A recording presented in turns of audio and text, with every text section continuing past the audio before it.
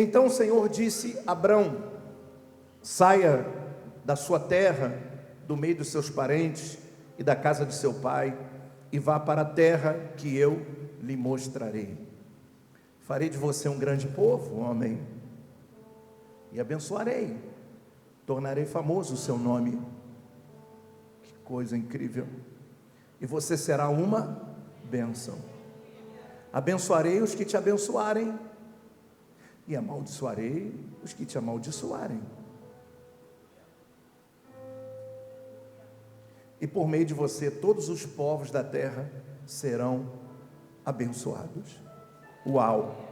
Ei, vamos, a gente pode conjecturar aqui, porque ele está falando de todos os povos da terra, né? Então, sem problema nenhum, sem criar nenhum tipo de heresia, nós podemos, em alguns momentos não, porque para Israel é para Israel, mas aqui nós estamos englobados, porque a promessa de Abraão chegou à igreja. Aleluia! Nós fomos enxertados nessas promessas. Então nós vamos substituir e nós vamos dizer: e por meio de você, todo aquele povo da IMVN em Vila Kennedy serão abençoados. Amém? Vamos dizer isso? Vamos lá. Abençoarei os que te abençoarem. Tem alguém que não está falando. Vamos lá. Abençoarei os que te abençoarem. E amaldiçoarei os que te amaldiçoarem. Toca no irmão que está do seu lado e diga: meu irmão, isso é promessa, hein? Não fica com pena, não. Isso é promessa.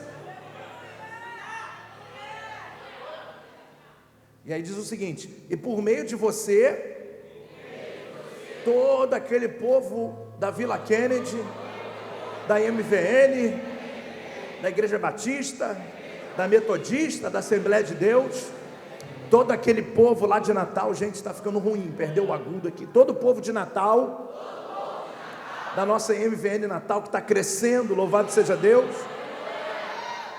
serão abençoados. E por meio de você, toda a minha casa, toda a minha família será abençoada. E por meio de você, Abraão, a vida desse meu irmão aqui vai ser abençoada. E por causa de você, Abraão, todos os meus parentes serão abençoados. E por causa de você, Abraão, todos que virão depois de você, da sua descendência, vão carregar uma marca chamada promessa.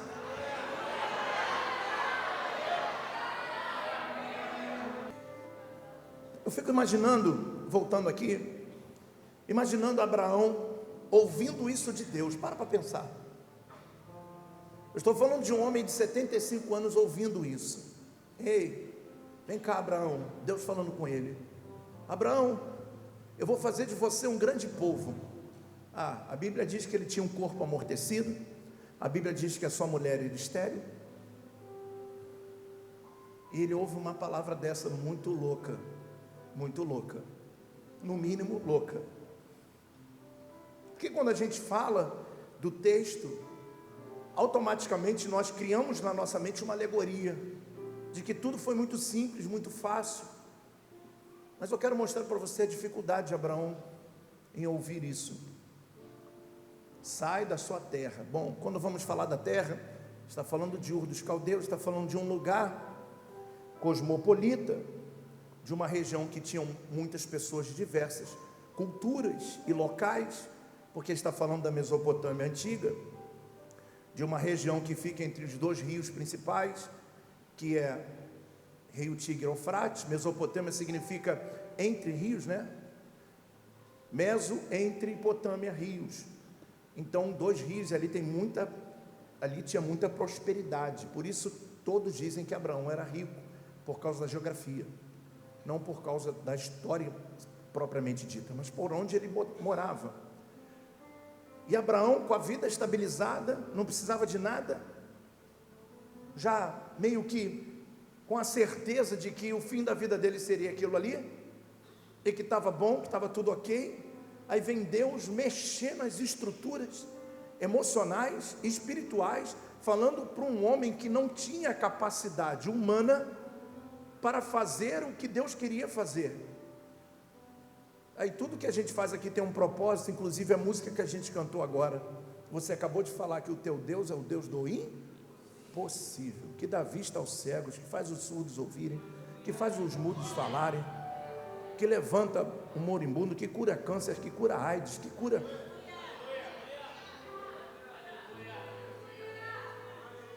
Um Deus que em Lucas 1,37 diz que para Deus não há impossíveis em todas as suas promessas. Esse mesmo Deus que nos chamou Abraão lá atrás. E olha que coisa interessante, até esse momento não existia fé. Abraão foi considerado e chamado o pai da fé. Foi o patriarca não só de Israel, mas sim da fé. E essa fé, como é que era então, bispo? Como é que era no passado? Não existia fé, existia obediência. E você pode obedecer sem ter fé.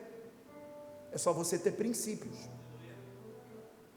Quando, muitas das vezes, quando papai e mamãe falava para a gente, não faça isso, a gente não sabia por que estava obedecendo, mas obedecia, por causa de um princípio, honrar pai e mãe. Existiam as leis?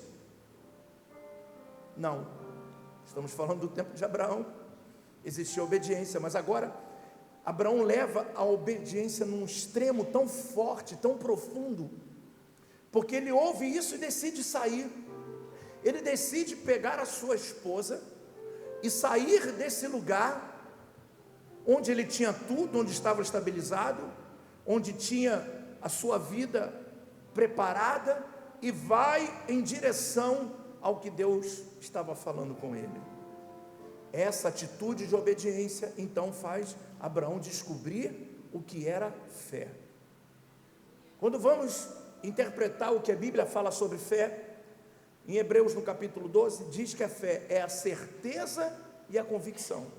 São dois princípios pelo qual Abraão sai da sua terra. A certeza de que Deus havia falado com ele, que aquela não era uma voz qualquer, que era uma voz divina, e por essa voz ter falado, tinha garantia. E a convicção de que ele iria ser pai. Se não fosse esse homem a desenvolver a fé, isso é tão forte, nós vamos ver aqui, vamos mexer na Bíblia daqui a pouco, nós vamos perceber que a fé de Abraão, ela foi imputada, né? Ela foi colocada como objeto de justificação.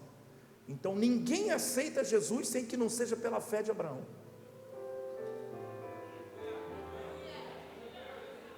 Uau, uau, que coisa linda. E quando eu entrei, estou ouvindo o meu pastor falando isso, ensinando na escola bíblica, eu falei, uau, é isso aí. Aí tivemos uma reunião fantástica, depois cheguei em casa já quase 3 horas da tarde, tomei banho e vim para cá focado nessa mensagem. A fé, pai da fé, ele desenvolve a fé e deixa um legado. Aprenda uma coisa, o que a gente deixa para outra pessoa é herança. Mas o que a gente deixa dentro de outra pessoa chama-se legado. E Abraão deixa um legado dentro de cada um de nós. Para você conhecer Jesus, para você ser salvo, tem que ser mediante a minha fé. Abandonar tudo. Sair da zona de conforto. Conhecer a Deus de uma forma mais profunda. Acreditar no que Ele fala. Sabe qual é o problema nosso? O problema nosso de cada dia nos dai hoje, a gente não confia de verdade. Se levanta uma luta, a gente desanima. Se levanta uma luta, a gente pergunta por quê, para quê, para onde, qual o propósito. Deus vai e prova quem Ele é, porque Ele é o mesmo ontem, hoje, sempre há de ser. Nós cantamos isso aqui. Cantamos ou não cantamos? Quantos creem nisso? Ele era, Ele é e sempre há de ser o mesmo Deus. O mesmo Deus do impossível. E Abraão sai. E diz a Bíblia, partiu Abraão como lhe ordenara o Senhor. Essa partida de Abraão, ele então descobre algo profundo chamado fé. porque não tem outro motivo para acreditar no texto. Como alguém poderia sair? Tem muitas pessoas que tentam provar que esse texto é uma alegoria, que não é verdade. Porque de tão surreal que ele é, ao ponto de fazer alguém ouvir uma voz, sair da sua terra, ir para a terra onde Deus tinha falado para ele. E o detalhe, Deus poderia ser um pouquinho mais longânimo com Abraão, talvez pela idade, talvez para que ele fosse de verdade, Deus poderia pelo menos ter dito onde ele ia, né? Ele falou assim: sai, eu vou te conduzir. Tem que ter muita fé. Todo mundo fala que Abraão obedeceu. A fé é mais do que obediência. A fé é uma obediência com fundamento. A fé é obedecer com convicções e com certeza de que a sua obediência vai gerar frutos. A gente obedece, mas quando vem a luta, diz assim: poxa, eu fiz tudo certo, estou fazendo tudo certo, olha o que está acontecendo comigo. E a gente joga tudo fora, porque Abraão não fez isso. Ele simplesmente foi. Vamos. Pegou a mulher, pegou tudo que tinha, vamos. E saíram. Uau! Diga para o seu irmão assim: uau! Abraão quer nos falar alguma coisa nessa noite. A vida de Abraão quer nos falar alguma coisa forte nessa noite. Assim como Deus falou com Abraão, Abraão hoje fala com a igreja. Abraão quer, diga para o seu irmão que está do seu lado, Abraão quer falar algo contigo nessa noite. Ele saiu e foi.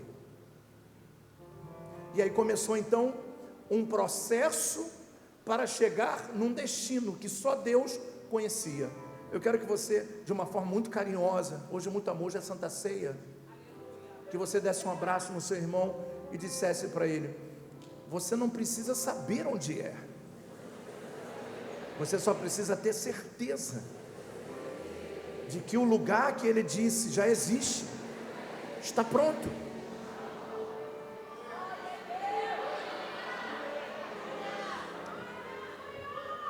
Eu escutei um aleluia lindo ali. Isso aí. Quando Deus chamou você, Ele não chamou você para depois pensar: vamos ver o que eu vou fazer. Já está tudo pronto. Quem muda a rota às vezes somos nós. Nós que mudamos um pouquinho a rota, mas já está pronto. O lugar onde você vai chegar já existe. Repita comigo: Canaã já existia. Desde a época de Noé. Já estava lá a terra. Ele só não sabia onde era. Agora que coisa linda. Descobrir as promessas. Elas dão sentido para a vida. Sabe uma coisa que me dá sentido de viver? É andar sem saber onde eu vou chegar. Isso dá sentido para a nossa vida. Para muitos dá medo, pavor, para mim me dá sentido. Porque eu tenho certeza e convicção que aquele que me chamou é fiel para me fazer chegar. Abraça o seu irmão e diga para ele: já está pronto, irmão. Só obedece. Vai. Olha para cima. A nossa visão tem que ser vertical. Quando a gente olha horizontal, dá tudo errado. Olha para cima e vai. Como diz aquela música, eu quero cantar um pedacinho para você, mas você tem que dar a mão para o seu irmão, que eu quero cantar com você essa música. Diga para ele assim: se a jornada é pesada e te cansas na caminhada, o quê? E o quê?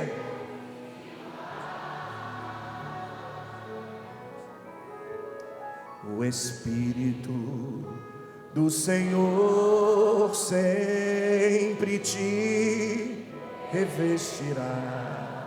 Então segura, Renata, segura, Hélio, segura, Flávio, na mão de Deus, bem forte, segura nas mãos de Deus, oh, segura nas mãos de Deus, pois ela te sustentará.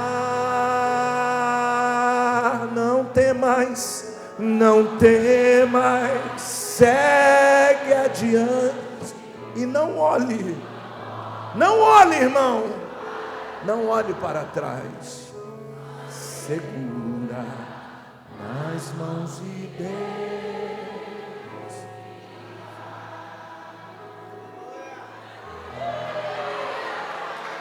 Segura e vai.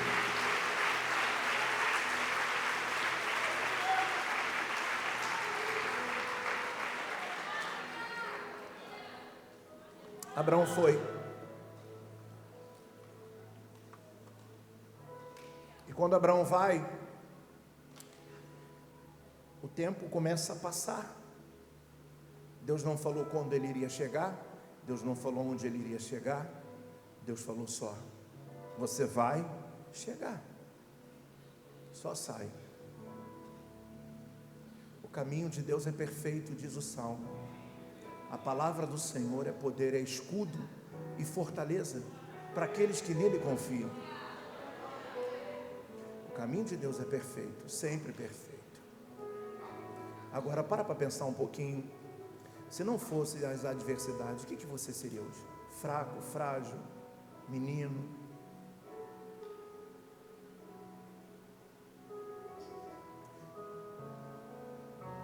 A gente aprende na carne um versículo que é muito bonito, todo mundo fala, é lindo, mas é teoria. Você vai descobrir esse versículo na carne. Tudo coopera para o bem daqueles que amam a Deus. Você só vai entender que cooperou quando você chega. Durante o processo, parece que nada está cooperando. Pelo contrário, Abraão passou por isso. O processo de Abraão foi longo, foi demorado, foi desgastante. Passou por muitas dificuldades. O diabo fez de tudo para ele desistir da sua fé.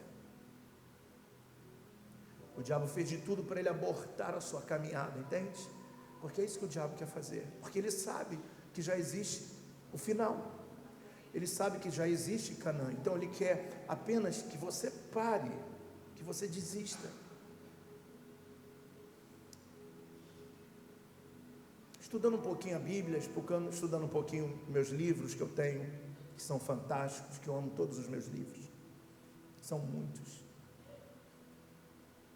Eu amo meu Deus. E aí tem um autor chamado Kahneman, de um livro de teologia sistemática, que ele diz o seguinte: aquilo está sublinhado e marcado na minha mente, no meu coração, porque ele diz assim: a caminhada de sair da Mesopotâmia, a Mesopotâmia, da onde ele saia até Paran e depois até Canaã, é uma geografia muito igual. É você caminhar como se estivesse no mesmo lugar, como foi o povo de Israel, peregrinando a terra de Sim. É tudo igual. São horas rodando no mesmo lugar, mesmos montes, as mesmas pedras. Você dá até uma fobia. Da última vez eu tive que fechar o olho, porque a impressão que dá é que você está num labirinto. São as mesmas montanhas, não muda. E aí ele diz uma coisa: com certeza Deus chamou Abraão para ir sem ele saber o caminho de voltar. A gente é fraco, nós somos carne, a gente sente, mas Deus é tão lindo que a gente não lembra mais o caminho de volta. Você consegue lembrar da tua vida no passado? Você consegue lembrar, Rosane, da tua vida lá no bonde dos Geniais? Você consegue lembrar Patrícia Jefferson dançando na praça? Você consegue se... E eu quero conjecturar para você entender Abraão indo e Deus apagando os passos.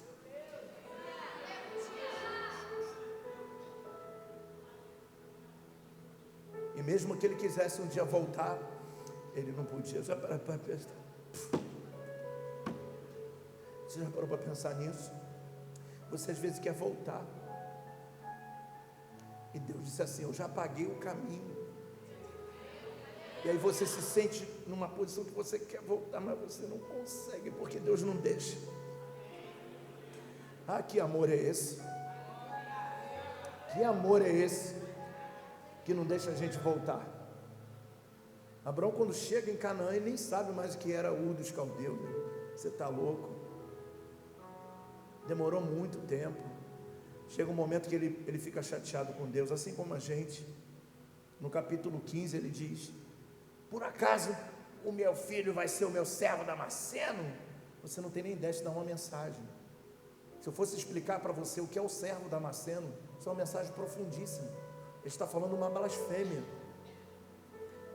Mas Deus entendia que aquele homem obedeceu, ele creu, ele foi. Aí Deus pega ele e fala assim: Abraão, sai da tua tenda, sai. Abraão sai da tenda, olha para o céu, meu filho, olha para o céu. Deus não falou assim com ele: ai, olha para o céu. Pô, vou fazer aqui, vem cá, pastor Luan, vem cá, por favor. Eu tenho certeza que foi isso, eu tenho certeza, pelo Deus que eu conheço, foi assim. Abraão chateado dentro da tenda, Sara bolada, já velha, aquela coisa toda. Aí Deus fala: Abraão, sai da tenda, vamos lá, meu filho, vamos lá, vamos comigo aqui. Meu filho, eu sei que está doendo, meu filho, mas existe um tempo para tudo. Você não vai conseguir voltar porque você não sabe mais o caminho, né?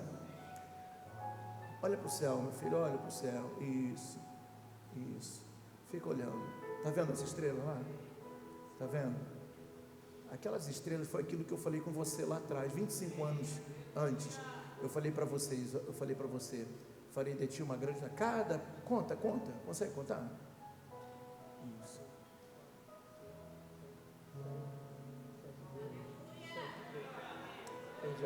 Pergunta para mim assim, essa é forte. Por que Deus pediu a Abraão para contar, se sabia que ele não ia conseguir?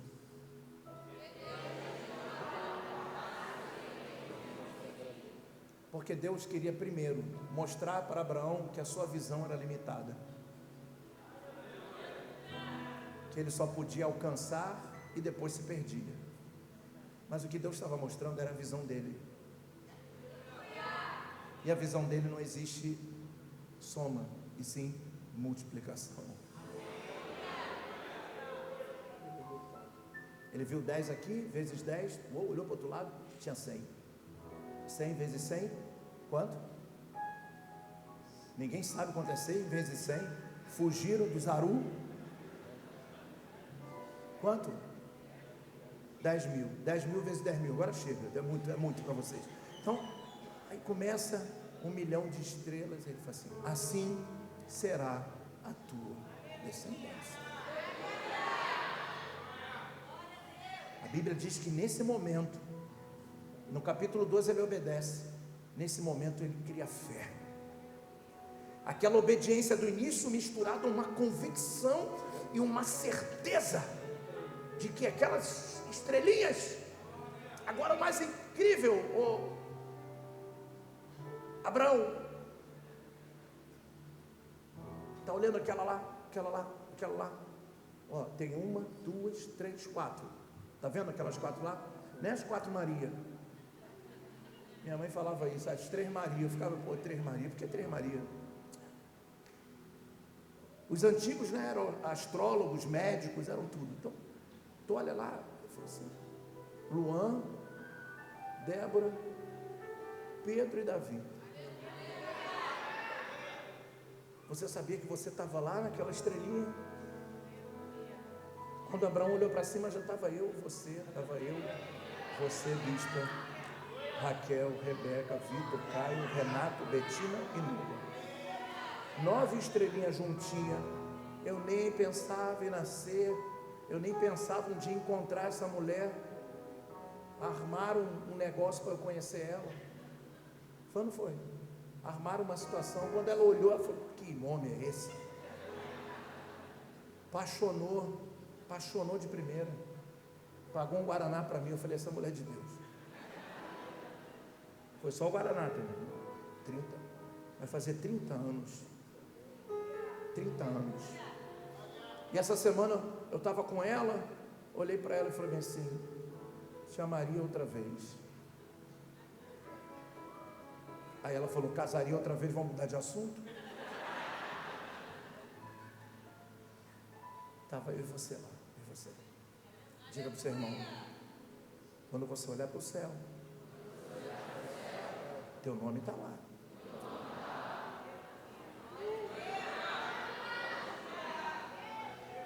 Obrigado, pastor. E aí, Abraão passa todos os processos. Aí erra, como todos nós, já angustiado, vai lá, tem relação sexual com a escrava que trouxe do Egito, gera Ismael. Mesmo assim, a palavra de Deus estava valendo. No capítulo 21, diz a Bíblia de um ato sobrenatural, Flávio. Deus visitou Sara e a fez fecunda.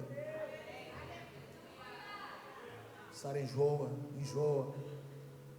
Ai, estou enjoado, hein, Abraão? Também com a idade que você tem, todo mundo fica enjoado. Não, Abraão, começa a crescer. Depois de 9 meses, nasce Isaac. Diga aleluia. Diga glória a Deus pela vida de Isaac. Diga: eu amo Isaac. Porque ele é o filho do nosso patriarca na fé. E aí, o menino cresce. Deus fala assim para ele: me dá o seu filho, no capítulo 22. Parece que a gente não entende as coisas, está escrito na Bíblia. Abraão pega os seus, prepara a lenha, prepara o sacrifício e vai para um lugar chamado Monte Moriá.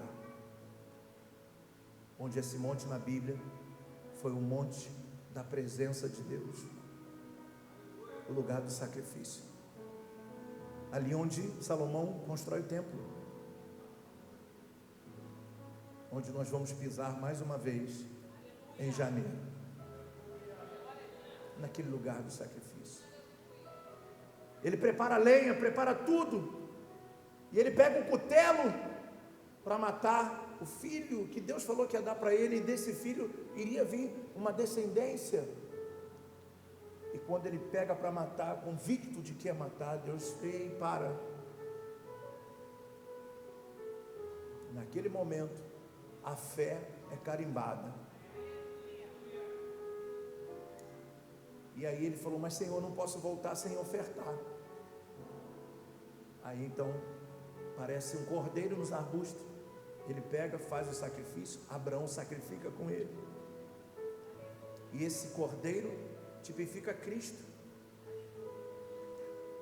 Deus que entregou o seu filho. O cordeiro que não tinha nada a ver com a história, o inocente que morreu por um culpado. E aí eu quero linkar com a música que a Fernanda me deu. Fernanda, quando Abraão volta para casa com seu filho, para pensar que história é essa, hein? Forte, todo mundo conhece, né? Só que a gente hoje está entrando na história sem triunfarelo. Uma história difícil, dura, de muito desafio, para um homem só, para uma família só. Mas quando ele volta para casa, e eu vou conjecturar, E quando ele senta em casa, vem cá, Isaac. Senta com Isaac na sala. Olha que coisa louca. Há pouco tempo eu saí para matar essa criança e agora ele está de volta comigo e eu ainda fiz um sacrifício. Muita loucura isso. Aí, quando ele senta com o filho, ele olha para o filho e fala assim: rapaz, você foi consagrado por uma oferta da expiação.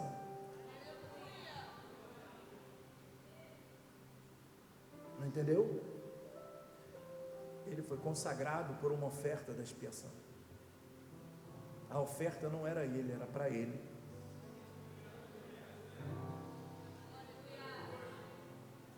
Aí, Fernanda,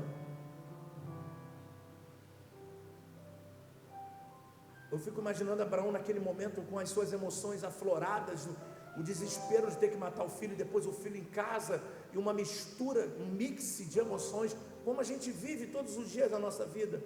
Acorda triste, dorme feliz, um dia acorda feliz. É uma loucura essa vida. Um dia você se decepciona, outro dia você se alegra. E quando ele volta para casa, Abraão olha para ele, é como se Deus estivesse falando para ele: Abraão, valeu a pena.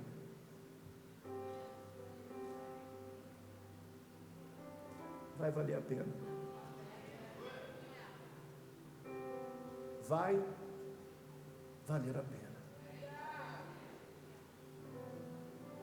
Abraão, valeu a pena, Abraão. Todo sacrifício. Curte teu garoto, que ele já está espiado. E agora ele vai dar continuidade à minha história. Acabou a parte de Abraão, entendeu? Existem momentos que vai acabar a minha parte e vai entrar a parte deles, só deles. E o sacrifício, o bispo, que eu tiver que fazer por eles, eu faço. A briga que eu tiver que comprar, eu compro. O posicionamento que eu tiver que comprar, eu compro, porque são meus filhos. Eu sei quem está dentro da minha casa. Eu sei quem está dentro da minha casa. Eles foram espiados pelo meu sacrifício.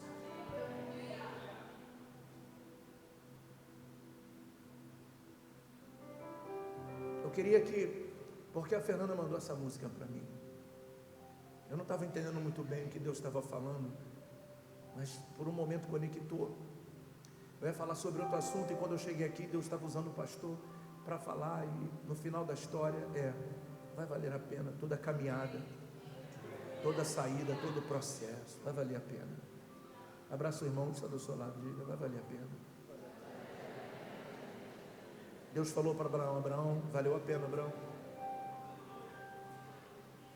Vale a pena, Fernanda. Teu Guilherme vai chegar. Vai valer a pena o tempo de espera. Vai valer a pena as humilhações, as perseguições, as frustrações. Vai valer a pena. Vai valer a pena. Abraão sai de cena, começa a história dele. Depois ele sai de cena, começa a história de Jacó. Depois Jacó sai de cena e você abre Mateus 1, que você vai ver toda a descendência da história daqueles que continuaram a história de Abraão. Davi era a continuidade da história de Abraão. Você é a continuidade da história de Abraão. Diga para a pessoa que está do seu lado: assim como Abraão teve coragem de sair e viveu a promessa, se você sair, confiar, entregar de verdade, olhar para o céu nos dias difíceis, vai valer a pena.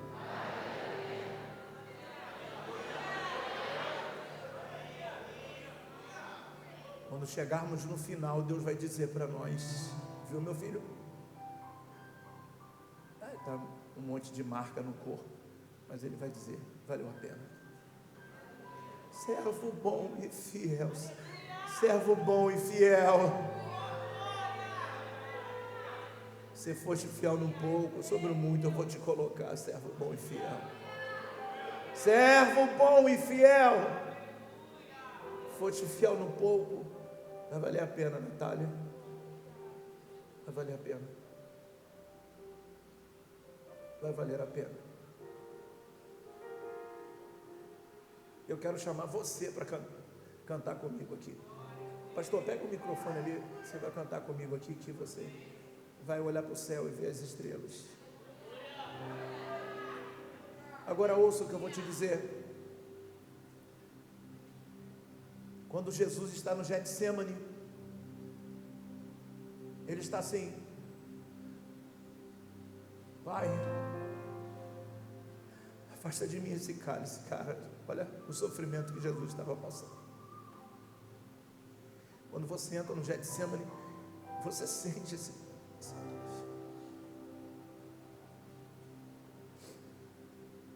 Quando você pisa lá, você quase não consegue falar. Há um peso de sangue até os dias de hoje. É um lugar de sofrimento. Pai, afasta de mim, Pai. Eles vão me bater, Pai. Eles vão me torturar. Eu vou sofrer. E Deus, Ele chama os seus discípulos e eles dormem, cara. Porque discípulo não tem entendimento que o mestre passa, entende? As 3 vezes que ele foi orar, eles dormiram.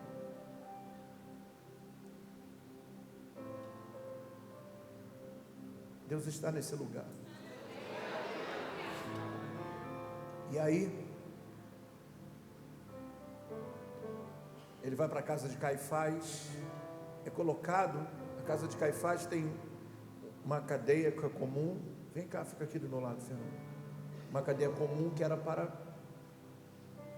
pessoas que haviam cometido infrações normais. Mas na casa de Caifás, até os dias de hoje, tem onde a gente desce para mim, outro lugar de dor, de sofrimento, muito forte. Os bandidos perigosos eram colocados dentro de um calabouço, havia um buraco em cima, eles desciam aquela pessoa por ali. Jesus foi colocado ali como uma pessoa perigosa. Passou uma noite inteira até ser levado à fortaleza Antônia para ser julgado por Pôncio Pilatos.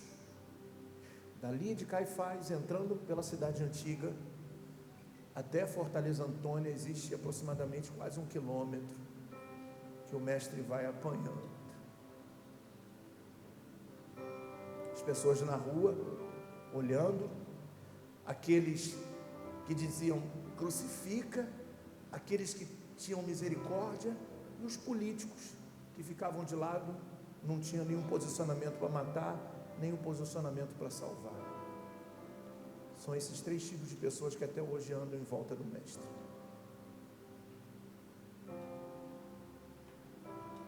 E lá ele passa pela barbárie. As chibatas romanas, nas suas pontas de couro, existia uma lâmina de 5 milímetros. E quando se batia com a lâmina agarrava na pele e se puxava. E já viu aquele machucadinho que sai uma aguinha? Que é aquela ferida subcutânea, sabe? Não era para matar, é para fazer ele sentir dor. E eles batiam e puxavam. Chá! Chá! Chá! E Deus.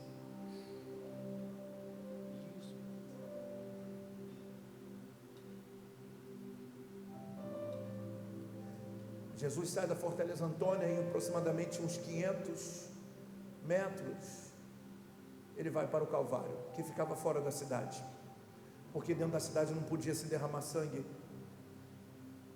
É levado para a cruz, que era símbolo do terror, era o exemplo para a sociedade de que não poderiam fazer. E aquela cruz é interessante que tinham 2 lá, os 2 mereciam. O mestre não, mas ele está lá, e Deus é em silêncio, entenda isso. Está doendo? Deus não falou nada?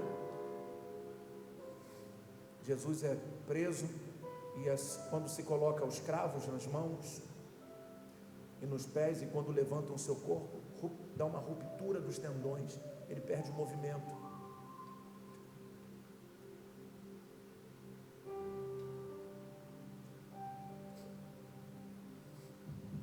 Você imagina você querer se movimentar, seus tendões estão rompidos, o peso do seu corpo sobre o seu tronco. Ele diz: Pai, por que me desamparaste? Que dor, que aflição.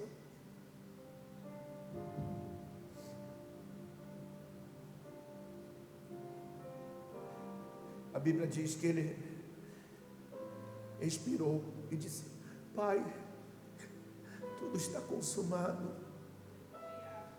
O plano perfeito já aconteceu. Só que o plano perfeito foi no meio da dor. E Jesus morre. Ninguém quer saber do seu corpo. Um homem rico da cidade de Jerusalém, chamado José de Arimateia, vai a Pilatos e fala: Pilatos, me dá o corpo desse homem, eu quero enterrar no meu jazigo que eu nunca usei. Era virgem o jazigo, se cumprindo a profecia de Isaías. Enrola o seu corpo, coloca no sepulcro, se fecha a pedra. Primeiro dia, segundo dia, no terceiro dia, Maria Madalena e a mãe de Jesus vão lá olhar, e quando chegam, ver que o túmulo estava aberto, não tinha ninguém lá dentro. Era o momento de Deus dizer, aquele momento que ele ressuscita, Deus olha para ele e fala: meu filho, valeu a pena. Põe a mão no seu irmão, bate assim com carinho nele e diz: vai valer a pena. Obrigado. Me abençoe. Vai valer a pena. Receba essa palavra, uma palavra profética de vida.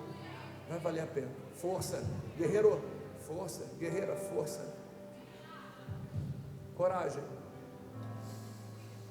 Nós vamos cear com o Senhor. Nós vamos renovar a nossa aliança com Ele. E no final a gente vai entender que tudo coopera. Se Jesus não suportasse aquilo, a gente não estaria aqui.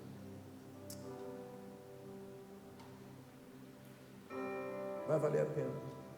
Todo sacrifício vai valer a pena. Eu quero fazer uma coisa que fizeram para mim, eu quero fazer para vocês, para minha casa. Veja, fizeram isso para mim e para você em 2003.